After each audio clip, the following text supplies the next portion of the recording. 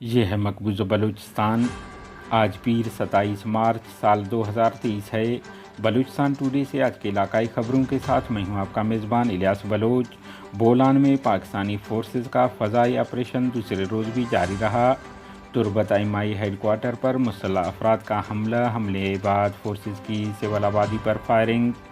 BNM کی جانب سے 27 مارچ کو یوم سیاہ کی مناسبت سے نیدرلینڈ میں احتجاجی مظاہرہ کیا گیا۔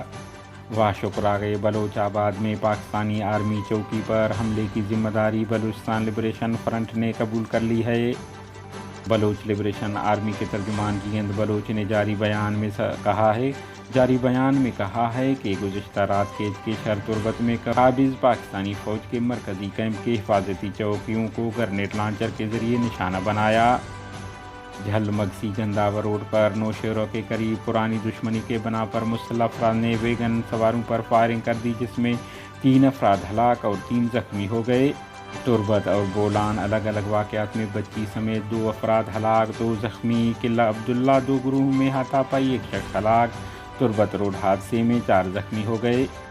بولان مقبوضہ بلوچستان کے علاقہ بولان میں گزشتہ روز سے پاکستانی فوج کی زمینی اور فضائی آپریشن اتوار کے دن دوسرے روز بھی جاری رہا۔ تازہ ترین اطلاع کے مطابق اتوار کی صبح 5 بجے پاکستانی فوج نے بولان کے علاقے بزگر، باکول، بوہک اور دوبندی سمیت مختلف علاقوں میں فضائی آپریشن کا آغاز کیا ہے۔ آپریشن میں قابض پاکستانی فوج مذکورہ علاقوں میں شدید شیلنگ کر رہی ہے۔ اس آپریشن میں اب تک کسی قسم کے نقصانات کی اطلاع موصول نہیں ہوئی ہے۔ کیچ کے مرکزی شہر تربت میں MI ہیڈ کوارٹر پر مسلح افراد نے حملہ کر کے فرار ہو گئے۔ بتایا جا رہا ہے کہ مسلح حملے میں شنید ہے کہ خفیہ ادارے کے اہلکار ہلاک اور زخمی ہو گئے ہیں۔ علاقائی لوگوں کا کہنا ہے کہ حملے کے بعد خفیہ اداروں کے اہلکاروں نے سول آبادی پر فائرنگ کر کے خوف راز پیدا کر دیے ہیں۔ آخری اطلاع تک اس حملے کی ذمہ داری کسی مسلح آزادی پسند تنظیم نے قبول نہیں کی ہے۔ Baloch national movement BNM Netherland کی جانب سے 27 مارچ کو یوم سیاہ کی مناسبت سے احتجاجی مظاہرہ کیا گیا، جس میں BNM نیدرلینڈ کے ممبران کے علاوہ دیگر آزادی پسندوں نے بھی شرکت کی۔ مظاہرین نے ہاتھوں میں بلوچستان پر جبری قبضے کے خلاف لکھے گئے پلے کارڈ اور بینر اٹھا رکھے تھے، جن پر مختلف نعرے بھی درج تھے۔ مظاہرے کے شرکاء نے بلوچستان کی آزادی کے حق میں اور جبری قبضے کے خلاف شدید نعرہ بازی بھی کی۔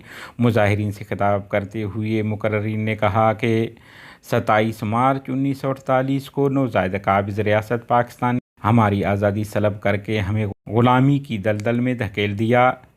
انہوں نے کہا ہے کہ یہ دن تب سے ایک سیاہ دن کے طور پر منایا جا رہا ہے اور بلوچ نے کبھی بھی پاکستانی قبضہ گیریت کو قبول نہیں کی اور نہیں قبول کرے گی۔ بولان بھا کے علاقہ گاؤں ریحان زئی میں بارش کے دوران مکان کی چھت گر گئی، جس کے نتیجے میں شفیع محمد ولد بیرم خان کی 12 سالہ بیٹی ہلاک جبکہ 2 افراد زخمی ہو گئے۔ دریس نازلہ کیچ کے سب تحصیل ہوشاب کے علاقہ بالگتر لوپ میں ایک 17 سالہ نوجوان بیزن ولد علی بخش نے قریبی کھیت میں درخت پر لٹک کر خودکشی کر لی۔